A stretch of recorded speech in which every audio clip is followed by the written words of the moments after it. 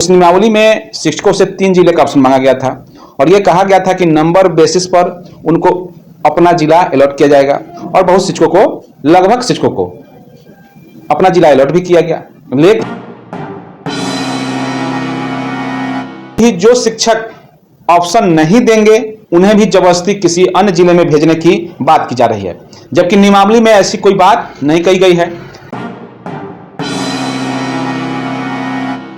सरकार चूंकि चाहती है कि शिक्षकों को हमेशा हम तंग और तबाह करके रखें, उन्हें अपने नाक और तले चने चबवा दें, अपने पैरों तले रौंदने का काम करने के लिए बिहार सरकार लगातार इसमें पहल कर रही है। सामने चुनाव है, सरकार ने स्वयं ही हलफनामा दायर करके अपनी बातों को वहां रखा था, लेकिन अब उससे मुकरते हुए नई नियमावली, नई नीति बना करके शिक्षकों को परेशान करने का काम कर रही है। नमस्कार मित्रों, लगता है कि अब एसीएस साहब नियम कानून नहीं पढ़ते हैं और जो नियमावली है उसको नहीं पढ़ते हैं, उसका रिसर्च नहीं करते हैं।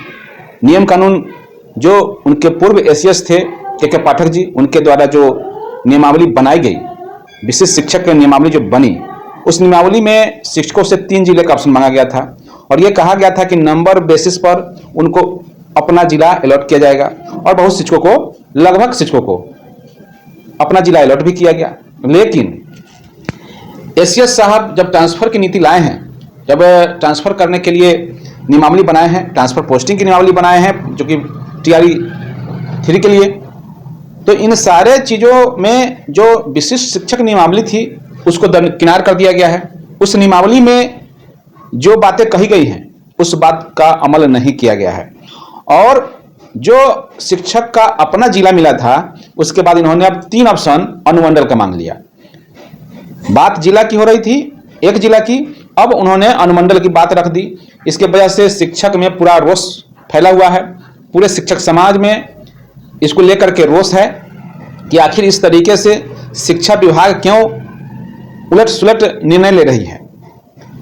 माननीय एसीएस महोदय एस सिद्धार्थ जी एक सुलझे हुए इंसान हैं, लेकिन कहीं ना कहीं से वे डीमोटिवेट होकर के शिक्षकों के प्रति गलत भावना से एक अलग ही नियमावली निकाल कर ला दिए हैं। सोचने वाली बात है कि जिन शिक्षकों के द्वारा, जिन गुरुओं के द्वारा उन्हें शिक्षा प्राप्त होती है, एसीएस बनते हैं, वे हर एक चीज़ों को तौल करके बातों को रखते हैं। शिक्षक ऐसे हैं जो क्या नियमावली बनी, क्या कंडिका बनी, उन सारे चीज़ों पर वे गहरी निगाह रखते हैं।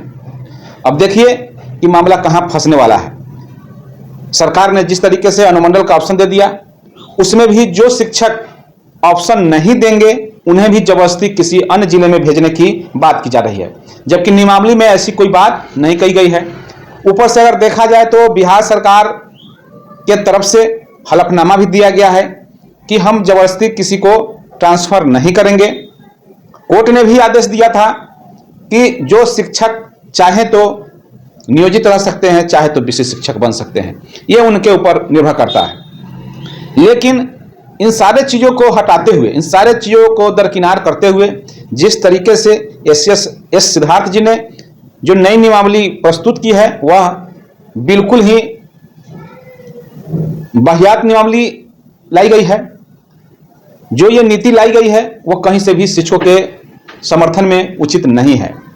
अब आते हैं कि अगर इस मामले को लेकर के शिक्षक समाज, मैंने पहले ही कहा कि शिक्षक समाज को जागरूक करने का काम करते हैं, लोगों को सही दिशा निर्देश देने का काम करते हैं, और जब उनके साथ ही गलत होगा तो निश्चित तौर पर वो कोर्ट का राह अपनाएंगे, कोर्ट की तरफ जाएंगे।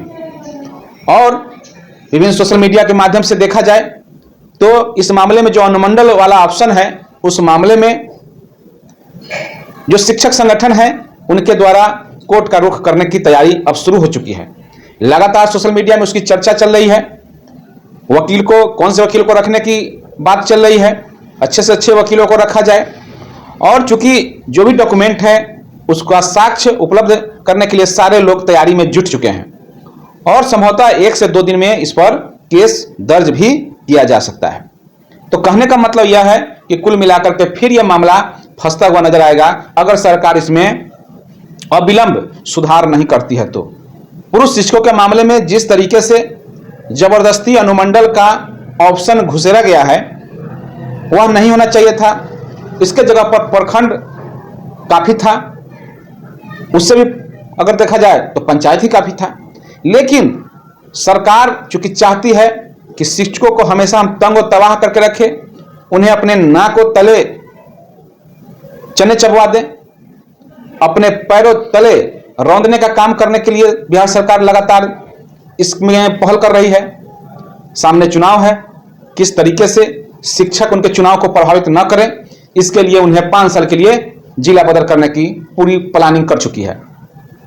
लेकिन बिहार सरकार कोर्ट से ऊपर तो नहीं है, तो कोर्ट के द्वारा जो निर्णय आया था उसी के आलोक में फिर से लोगों के द्वारा शिक्षक तैयारी कर रहे हैं और उनके द्वारा तैयारी करके कोर्ट में जाने का मुद्दा बना लिया गया है। और बहुत जल्द बिहार सरकार के आला अधिकारी वहां तलब होंगे और इस मुद्दे पर आगे की कार्रवाई होगी। ऐसे में कोर्ट में संज्ञान भी लिया जा सकता है, क्योंकि कोर्ट में सरकार ने स्वयं ही हलफनामा दायर करके अपनी बातों को वहां रखा था, लेकिन अब उससे मुकरते हुए नई नियमावली, नई नीति बना करके शिक्षकों को परेशान करने का काम कर रही है। तो एसीएस महोदय साहब से और बिहार के माननीय मुख्यमंत्री जी से नम्र निवेदन है कि इस पर अविलंब संज्ञान लेते हुए इस जो नीति है इस नीति में सुधार की जाए, क्योंकि आपकी जो नियमावली है, विशेष शिक्षक की नियमावली है, जो बातें कह रही हैं, साथ ही साथ जो कोर्ट का जो आदेश है, इन सारे चीजों को बिल्कुल ही अवहेलना कर रही है यह नीति। ऐसे परिस्थिति में सरकार को कोर्ट आड़ो हाथ ले सकती है और बिहार के तमाम शिक्षक लगातार बिहार सरकार के कुनीतियों से, उनके गलत नीतियों से लगातार तंगोतबाह होती रही है। अब उनके पास कोर्ट के सिवाय और कोई मामला सामने नहीं आ रहा है। हालांकि कुछ अन्य संगठनों ने आंदोलन की भी धमकी दी है और आंदोलन भी की जो सुगबुगाहट है वो संभवतः छठ पर्व के बाद देखने को मिलेगा। तो फिलहाल इस वीडियो में इतना ही। वीडियो अगर अच्छा लगे तो लाइक कीजिए, वीडियो को शेयर कीजिए, कमेंट के माध्यम से अपना फीडबैक जरूर दीजिए। साथ ही साथ अगर चैनल पर आप नए हैं तो चैनल को सब्सक्राइब कर लीजिए। धन्यवाद। जय हिंद, जय भारत, जय शिक्षक।